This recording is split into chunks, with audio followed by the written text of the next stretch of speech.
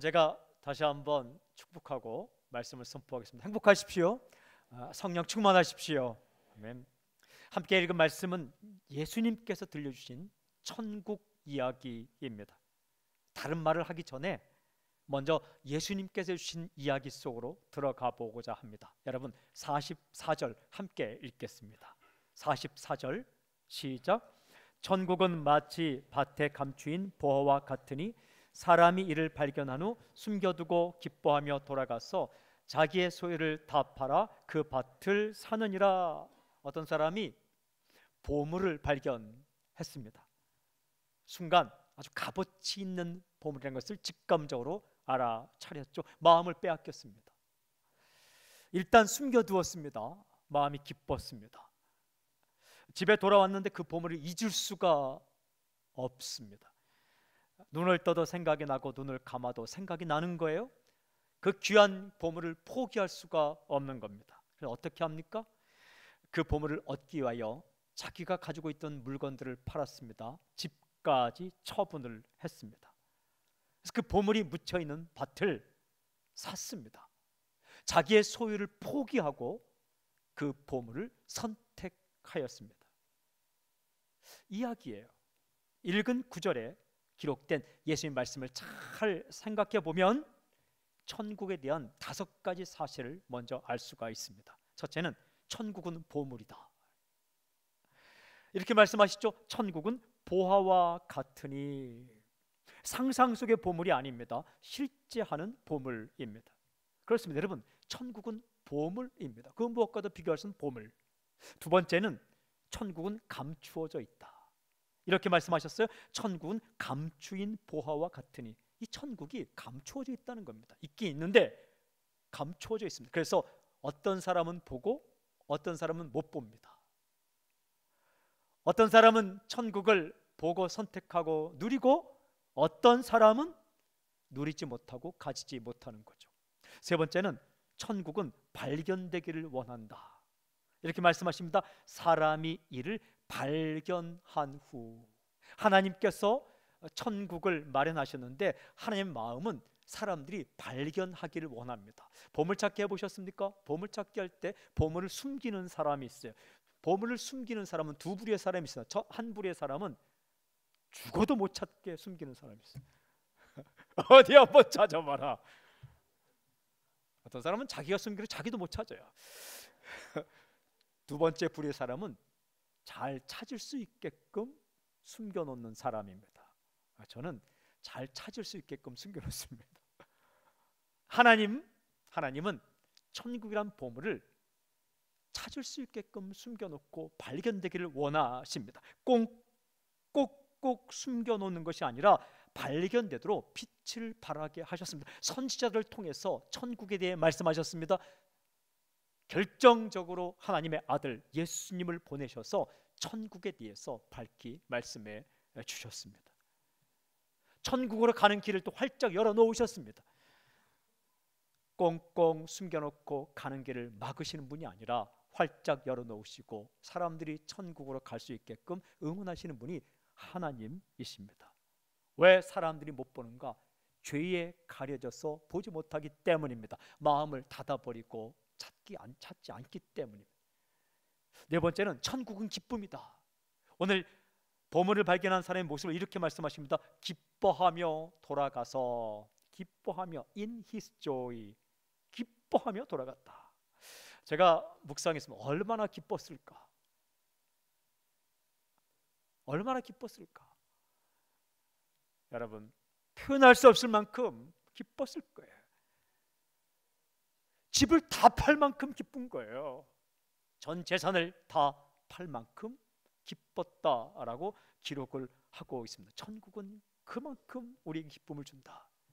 다섯 번째, 천국은 모든 것을 포기하고 얻을 만큼 가치가 있다. 이렇게 말씀하셨어요. 자기의 소유를 다 팔아 그 밭을 사느니라. 질문이 생겼어요.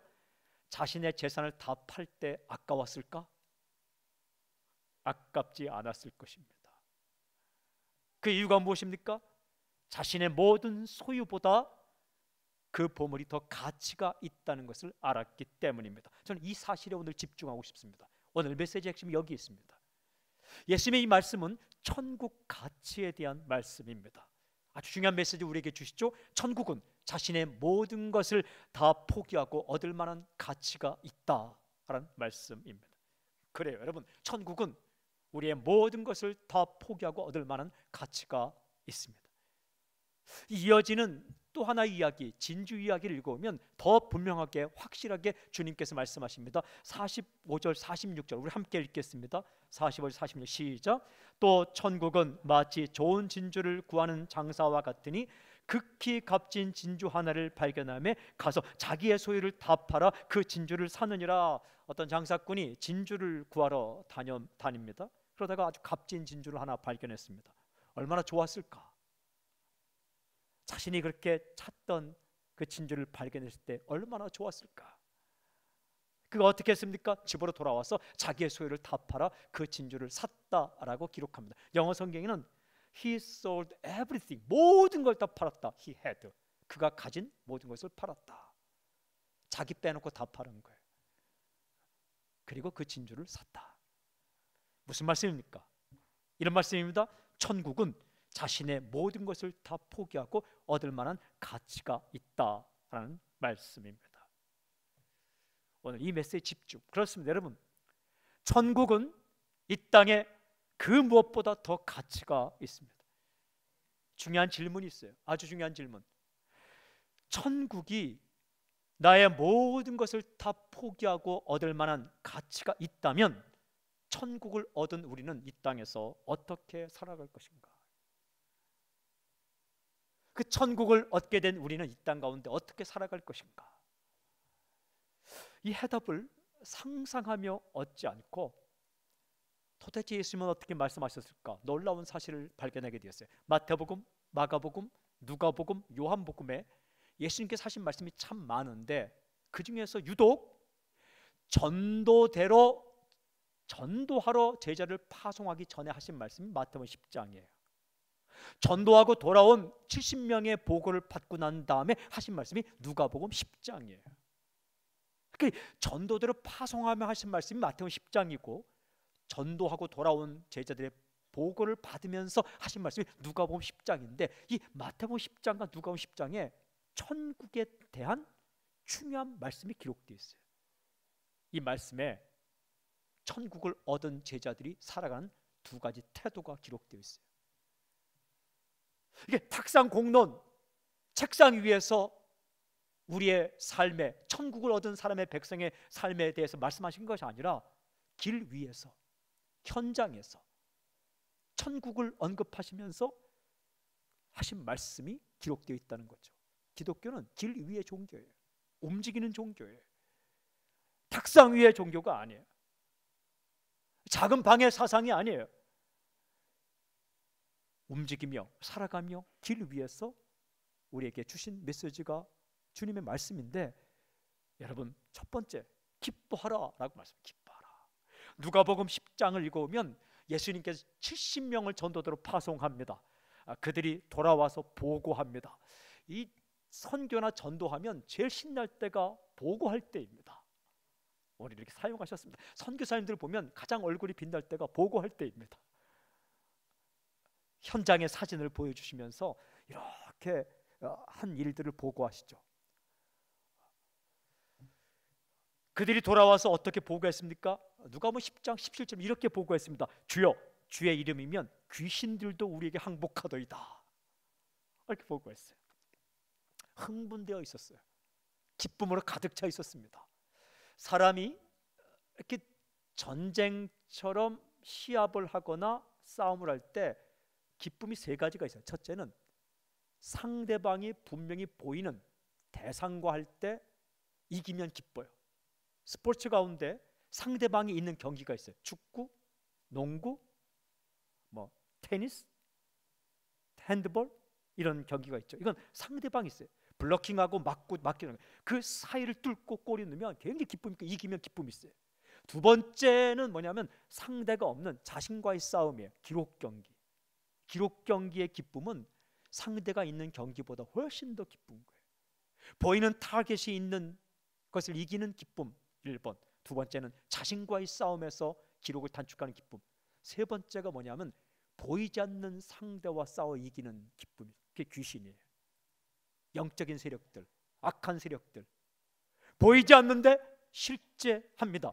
보이지 않는데 사람들을 어렵게 만듭니다. 그런데 이 제자들이 나아가서 예수 이름으로 나아갔을 때 그 귀신들이 항복하는 것을 경험했다. 이 기쁨 따라갈 기쁨 없어요. 당신은 경험해봤느냐? 경험해봤어요. 집회하는데 귀신들이 사람이 왔는데 나사렛 예수 이름으로 나갈지어다 했는데 안 나가는 거예요. 안 나가. 말을 하는 귀신들이 많아요. 안 나가. 나갈지어다. 안 나가. 나갈지어다. 안 나가. 그런데 갑자기 나가면 되잖아 하고 소리를 확 지르더니 나갔어요. 그때 그 기쁨을 잊을 수가 없어요. 그때 함께 일하는 스태프들이 옆에 있으면 굉장히 더 기뻐요. 근데 그 기쁨을 보이는 대상도 아니요, 자신과의 싸움도 아니요, 보이지 않지만 실제 않은 대상과의 싸움에서 승리한 그 기쁨을 가지고 돌아온 거예요. 흥분해 있었어요. 기쁨에 휩싸여 있었어요. 근데 예수님께서 무슨 말씀하십니까? 일단 인정해요. 인정. 나도 봤다. 그 쓸데없다 이렇게 말씀하지 않아요. 나도 봤다. 여러분, 우리는 주님께서 우리가 돈 버는 기쁨에 차 있을 때 그거 쓸데없다 말씀하지 않아요. 나도 안다. 제자를 얻는 기쁨 나도 안다. 그래, 나도 안다. 근데 그 다음에 아주 중요한 말씀하셨는데 그 말씀이 누가복음 10장 20절 이렇게 기록되어 있습니다. 그러나 귀신들이 너에게 항복하는 것으로 기뻐하지 말고 너희 이름이 하늘에 기록된 것으로 기뻐하라. 이게 전도 복을 받으면서, 인생의 복을 받으면서 하신 말씀이에요. 영원한 기쁨, 빼앗기지 않는 기쁨, 사라지지 않는 기쁨, 그 무엇과 비교할 수 없는 기쁨, 그것은 너희 이름이 하늘에 기록된 것으로 기뻐하는 것이다. 이게 바로 우리가 흥분할 이유입니다. 이것이 바로 우리가 뛰면서 기뻐할 이유입니다. 너희 이름이 하늘에 기록된 것으로 기뻐하라. 여러분, 당신이 천국에 들어갈 수 있다는 이 사실이 오늘 그 무엇과 비교할 수 없는 기쁨이 되기를 주님 선포합니다. 인생 최고의 기쁨이 되기를 바랍니다. 나 같은 사람이 예수를 만나서 구원받았다는 사실이 빼앗기지 않는 기쁨이 될 수 있기를 주의 이름으로 선포합니다. 어떤 상황 가운데서도 사라지지 않는 기쁨이 내 이름이 하늘의 생명책에 기록되었다는 기쁨입니다. 살다 보면 어려운 일 만나죠. 살다 보면 부족할 때 있죠. 힘들 때 있죠. 마음 슬플 때 있죠.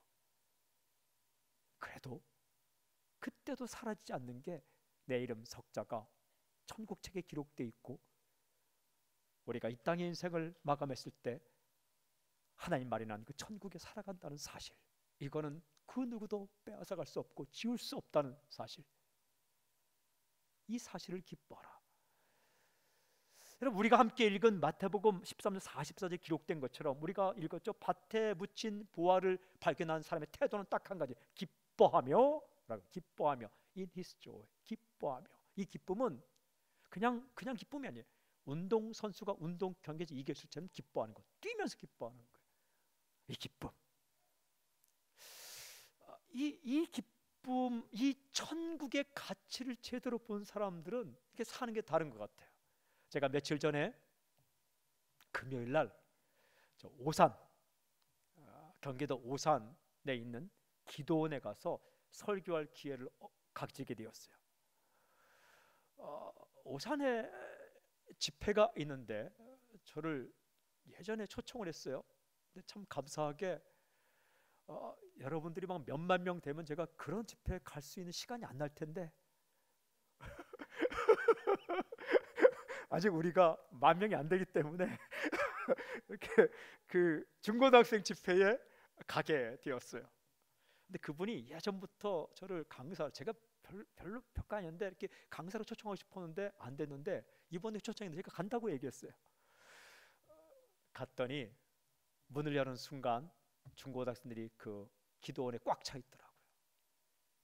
다 서서 찬양하고 있더라고요. 사진을 찍었어요. 감동이 되었습니다. 근데 제가 내리기 전에 전화를 간사님 통해 받았는데 우리는 의전 같은 거 없습니다. 의전이 뭐냐면 강사가 왔을 때 물도 주고 과일도 주고 과자도 주는 거, 그거 없대요. 그리고 그냥 오셔서 설교하시면 됩니다. 우리는 본문 알려주지 않아도 됩니다. 그냥 오셔서 감동되는 대로 설교하시면 됩니다. 이상한 데 아닌가 이렇게 생각했어요. 갔습니다. 갔더니 정말 의전도 없더라고요. 차체가 되고 됐더니 어떤 점퍼를 입은 분이 서성서성 거리다가 쓱 천천히, 난 저를 그렇게 천천히 내려오면서 처음 봤어요. 천천히 내려오시더니 나 목사님이시죠? 예, 그랬더니 그분이 대표 목사님이셨어요. 감사합니다. 들어갔더니 정말 의전 없더라고요. 물 한 잔도 안 주더라고요. 물 한 잔 없고 과일도 없고, 그리고 소개도 없죠. 소개도 그냥 찬양이 끝났는데 아무도 안 나가요. 두리번거리니까 제가 나갈 시간이더라고요. 그냥 그래서 제가 나가갖고 제 소개하고 설교했어요. 제가 뭐에 감동을 받았냐면 중학생, 남자 중학생들이 그렇게 찬양을 하는데 열심히 찬양하고 성경책을 이따만한 큰 성경책을 가지고 앞에 앉아 있더라고요. 제가 옆에 이렇게 앉아 있다가 나갔죠. 근데 그분이 말씀하기를 제가 13년 전에 이 사역을 시작했습니다. 군포에서 이 사역을 시작했습니다. 그리고 10년 전에 교회를 개척했습니다. 그러니까 중고등학생 위한 사역이 먼저이고 3년 후에 교회를 개척했습니다. 한 해도 빠짐없이 여름과 겨울에 이 사역을 하고 있습니다. 근데 거기 참석한 아이들이요, 얼마나 기도를 열심히 하는지, 얼마나 찬양을 하는지, 얼마나 말씀을 잘 듣는지 한 명도 움직이지 않고 강사를 흥분시키는 집회였어요. 근데 제가 이 질문이 생겨요. 이 사람은 무엇을 보았길래 이렇게 14년 동안 한 번도 빠짐없이 어려움이 없었겠습니까? 전국 집회하는 거 쉽지 않아요. 강사가 다 좋다고 오는 것도 아니에요. 그것을 끊임없이 오든 오지 않든 그렇게 할 수 있는 이유가 무엇일까? 그때 제가 금요일 아침에 설교문을 완성하고 세 분에게 이메일로, 자막하시는 분에게, 또 찬양 인도하는 이 목사님에게, 그리고 간사님에게 설교문을 다 보내고 갔던 터라 이 설교문이 생각난 거예요. 이 사람은 보았다. 천국을 보았다. 눈으로 본 것이 아니라 마음으로 천국 가치를 본 사람이다. 여유가 있더라고요. 그리고 아이들이 그 찬양할 때 뒤에서 그저 좋아서 이렇게 좋아하는 모습 보면서 아, 이 사람은 본 사람이다. 진짜 본 사람이다. 본 사람은 다르더라고요. 다른 거예요. 저는 이 말씀 묵상했습니다. 이 밭에 감추인 보물을 본 사람이 집에 와서 소유와 집을 팔기로 결정하고 팔았을 때 그의 판단과 그의 선택과 그의 결정, 가까이 있는 사람들은 이해했을까? 가까이 있는 사람들까지도 이해 못할 수 있습니다. 바보라고 했을지도 몰라요. 어리석다고 손가락질 했을 수도 있습니다. 이해 못하고 왜 그렇게 하냐고 핀잔 주고 비웃었을 수 있는데, 정작 그 사람은 어떠했을까? 성경은 기록합니다. 기뻐하며, in his joy, 기뻐하며 그 일을 했다는 거예요. 왜 그렇게 할 수 있습니까? 가치를 보았기 때문입니다. 가치. 무엇이 더 가치 있고 무엇이 더 덜 가치 있는지를 알았기 때문입니다. 인생은 가치 판단이 중요한 거예요. 그 보물의 가치를 알았습니다. 그 진주의 가치를 알았습니다. 집, 재산과 집을 다 팔아도 그 보물보다 가치가 많지 않음을, 진주보다 가치가 많지 않음을 알았습니다. 더 큰 가치를 본 거예요. 사랑하는 여러분, 천국은, 영생은, 예수님은, 구원은 우리에게 주어진 그 영원한 삶, 죄사함은 이 땅에 그 무엇과도 비교할 수 없는 위대한 가치를 가지고 있다. 그 천국을 당신에게 주셨다는 거예요. 우리에게 주셨다는 거예요. 주일은 축제의 날이에요. 주일은 축제의 날인데 무엇을 축제할 것인가? 무엇을 기뻐할 것인가?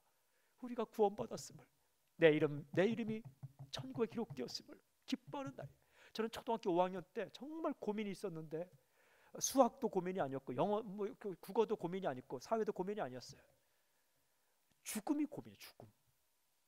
정말 힘들었어요. 초등학교 5학년 때 충주 충인동 그 집에 살 때에 내가 누워 있는데 어느 날부터 죽음의 공포가 내게 다가왔어요. 야, 이렇게 8시간 누워서 자는 것도 힘든데 내가 죽으면 움직이지도 못하고 꽁꽁 묶여갖고, 그 10년도 아니고 100년도 아니고 1000년도 아니고 10,000년도 아니고 그렇게 누워있다고 생각할 때 너무 힘든 거예요. 막. 야, 어떡하나. 그래서 제가 고등학교가 되어서 드디어 교회 나가게 됐는데, 집사님을 통해서 이 죽음의 문제는 예수님을 믿으면 다시 살아난다, 이 소식을 들었어요. 그 제가 1979년 12월 2일 날 감사헌금을 했어요. 2,000원. 나 잊을 수 없어요. 큰 재산이었어요.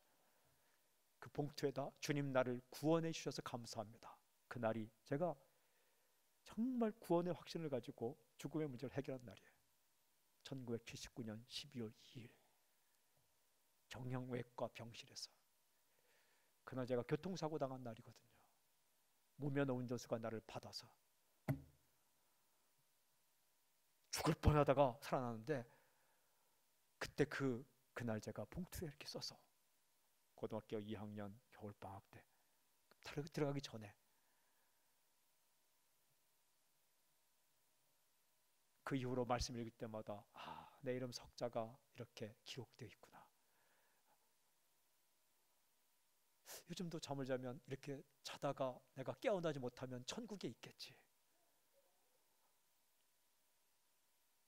우리가 주일날 모여서 해야 될 첫 번째가 우리의 이름이 천국에 있다는 것을 기뻐하고 즐거워하고, 우리의 죄가 용서받았음을 기뻐하고 즐거워하고, 그 축제의 날이 주일 예배예요. 저는 요즘 사람들이 다 어렵게 살다가 교회에 온다는 걸 알게 되었어요.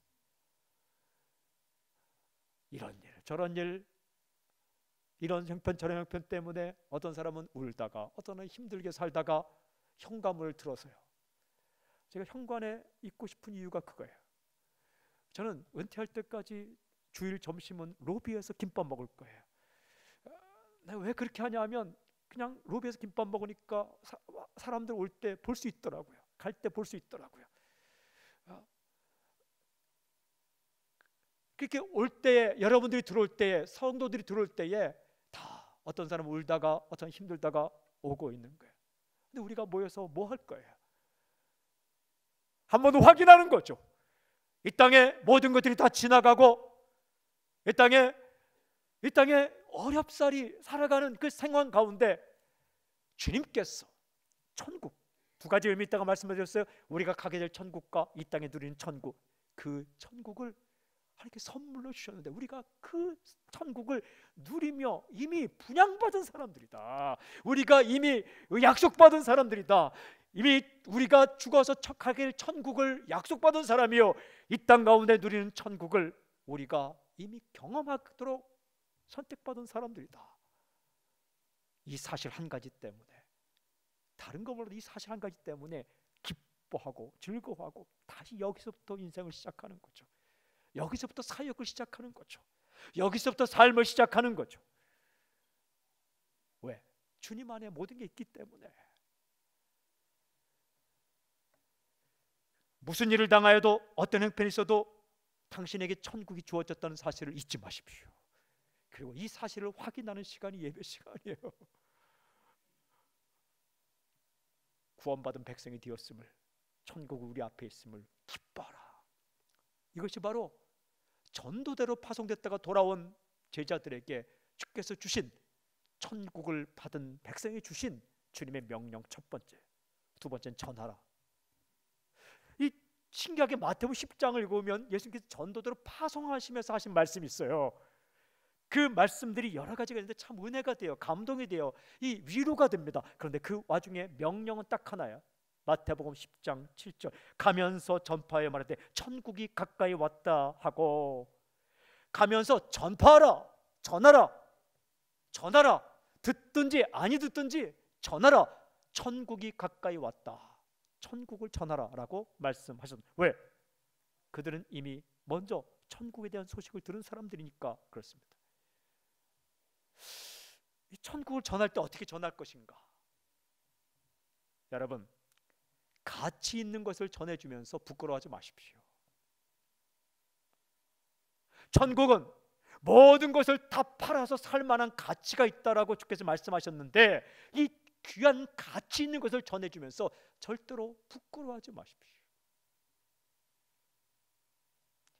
그래서 대학교 때 전도를 참 많이 했습니다. 열심히 했습니다. 하루에 2명 이상에게 꼭 전하자 했고, 이렇게 꼭 전했는데 처음에 전할 때는 좀 부끄럽기도 했습니다. 전공을 철학을 했거든요. 이렇게 논리적으로 생각하다 보니까 내가 전하는 말이 이게 말이 안 되는 것 같기도 하고 해서 예수 믿고 천국 간다는 이 얘기를, 예수 믿고 구원받는 얘기를 이게 좀 부끄러워하기도, 성격도 좀 부끄러움도 많이 타고 쑥스러움도 많이 타고, 제가 여기서 여러분에게 설교한다는 것은 엄청난 변화입니다.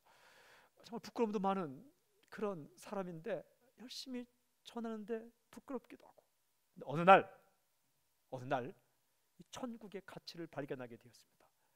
예수님 믿으면 구원을 받는다, 예수 믿으면 죄를 용서해 준다는 이 진리가 진짜 사실임을 알게 되었어요. 그때부터 전도할 때는 똑같이 전도하는데 달라졌습니다.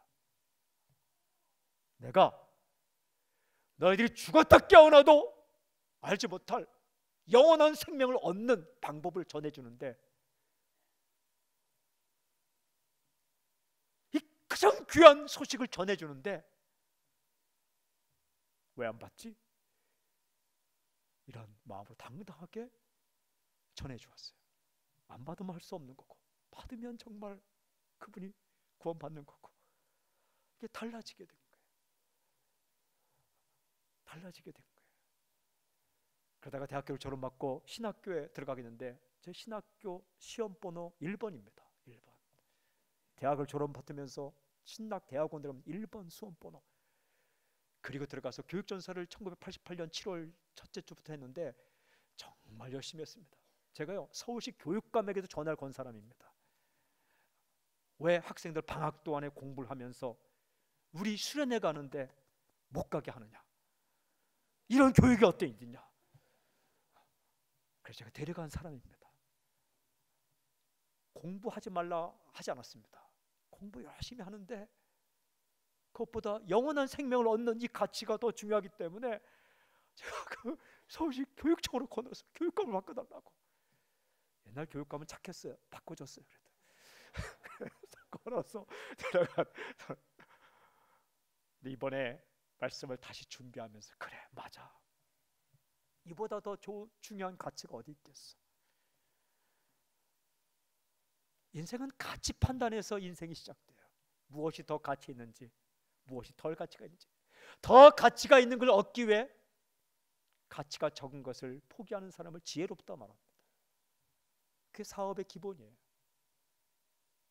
그런데 하찮은 가치를 위해 더 가치가 있는 걸 포기하는 사람, 이걸 어리석다 말합니다. 돈을 위해 가족을 포기하는 사람은 어리석은 사람이에요. 돈을 위해 우정을 포기하는 사람은 어리석은 사람. 왜? 우정이 돈보다 귀하기 때문에, 가족이 돈보다 귀하기 때문에 그런 거예요. 위치를 위해 명예를 포기하는 사람은 어리석은 사람이에요. 왜? 위치보다 명예가 더 귀한 것이기 때문에, 존경받는 게 포지션보다 더 귀하기 때문에. 근데 그 무엇과 비교할 수 없는 가치가 천국이라는 것을 안 사람은 전해줄 수 있다는 거예요. 사랑하는 사람에게, 좋아하는 사람에게. 1956년 어느 날 미국 전역이 충격에 휩싸였습니다. 왜냐하면 1월 8일 날 자국의 젊은이 5명이 에콰도르에서 죽임을 당했기 때문입니다. 무참하게 창과 도끼로 죽임을 당했습니다. 일제 모든 언론들이 이 사실을 보도하기 시작했습니다. 왜 그곳까지 가서 우리나라의 20대의 꽃다운 젊은이가 죽임을 당했는가? 그래서 신문 기사가 이렇게 났습니다. 이 얼마나 쓸모없는 낭비인가. 낭비라고 생각했습니다. 쓸데없는 짓이라고 판단했습니다. 가치 없는 죽음이라 생각했습니다. 이들이 누구였는가? 선교사님들이었습니다. 5명의 선교사들. 그들은 이들의 죽음을 이해할 수 없었어요. 그리고 20대 5명의 순교당한 젊은이들도 자신의 죽음의 이유를 설명할 수 없었어요. 왜? 죽었기 때문에. 그런데 이들 중에 한 명, 짐 엘리엇의 아내인 엘리자베스 엘리엇이 자기의 남편의 일기와 자신의 보낸 편지를 모아서 책을 내었습니다. 전능자의 그늘이란 책이에요. 그 책을 읽어보면 그들이 그렇게 목숨을 바쳤던 이유가 거기에 기록되어 있어요. 20대 초반의 젊은 엘리엇이 대학에서 쓴 일기 노트에 이런 글이 적혀 있었습니다. 영원한 것을 얻기 위하여 영원하지 않은 것을 버리는 자는 결코 바보가 아니다. 이건 수많은 사람이 한국어로 이렇게 번역했는데 원래 원문은 이렇게 되어 있어요. He is no fool. 그는 바보가 아니다. Who gives what he cannot keep. 그가 keep, 끝까지 지킬 수 없는 것을 포기하는 자는 to gain what he cannot lose. 그가 잃어버릴 수 없는 것을 얻기 위하여 영원히 지킬 수 없는 것을 버릴 수 있는 자는 결코 바보가 아니다. 여러분, 우리 살 때에 끝까지 우리가 지킬 수 없는 게 있어요. 애써도 지킬 수 없는 것. 그게요, 다 모든 거예요. 이 땅의 명예도, 이 땅의 재산도, 이 땅의 건강도, 이 땅의 모든 것도 지키기를 원하지만 마지막까지 지킬 수 있는 건 없어요. 그런데 우리가 잃어버릴 수 없는 게 있어요. Cannot lose. 그게 천국이에요. 그게 구원이에요. 그분이 예수님이세요. 그게 영생이에요. 본질과 비본질을 맞바꾸는 자 어리석은 자예요. 핵심과 언저리를 바꾸는 자 어리석은 사람이에요. 영원한 가치와 영원하지 않은 가치를 맞바꾸는 자 어리석은 사람이에요. 여러분, 천국을 본 사람, 천국을 경험한 사람, 이 사람이 어떻게 살아가는가? 예수님은 전하라라고 말씀하세요. 이 땅을 살면서 할 일이 참 많죠. 얼마나 많습니까? 이 땅에 할 일이 얼마나 많습니까? 아무리 할 일이 많아도 이거 하라는 거예요. 예수님을 전하고 천국을 전해주고 살 수 있는 길을 전해주며 살라. 교회가 이거 해야 되는 거예요. 우리가 해야 할 일이 이것입니다. 비교할 수 없는 가치, 온 재산을 다 팔아 살 만큼 비교 불가한 이 가치인 천국, 영생, 구원, 예수 그리스도, 죄사함, 이 소식을 전하라라고 말씀하십니다. 그리고 저는 우리 모두가 이 천국을 누리는 것을 포기하지 않길 바랍니다. 마음 힘들고 쓸쓸하고 어려운 사람 있습니까? 오늘 하나님의 나라 천국을 구하면서 당신의 마음 가운데 천국이 임하기를 저는 선포합니다. 오늘 새벽에 일어나서 하나님, 어떻게 하면 나에게 천국이 임합니까? 주님께서 2가지를 좀 제거하라라고 말씀하셨어요. 그건 설교문에 없는 건데 제가 받아 적은 거예요. 첫째는 고집 좀 버려라. 내 생각이 다 옳은 거 아니다. 고집 좀 버려라. 2번째는 욕심을 좀 버려라. 더 없어도 괜찮다. 충분하다. 감사하라. 욕심 버리고 감사의 파이프라인을 통해서 천국이 임하더라고요. 고집을 버리고 존중의 파이프라인을 통해서 우리에게 천국이 임하더라고요. 사랑하는 여러분, 하나님은 이 자리에 모인 당신에게 하나님의 나라, 평안과 기쁨과 안식과 그 즐거움에 하나님의 나라가 임하기를 원하고 계신 거예요. 저는 우리가 가게 될 이 천국의 삶과 우리가 이 땅 가운데 누리게 될 소유와 조건과 위치에서 오지 않는 하나님 주신 이 천국의 삶이 가장 가치 있음을 알고 그것을 구하고 전하고 기뻐하고 누리며 사는 당신이 되기를 주님을 선포합니다.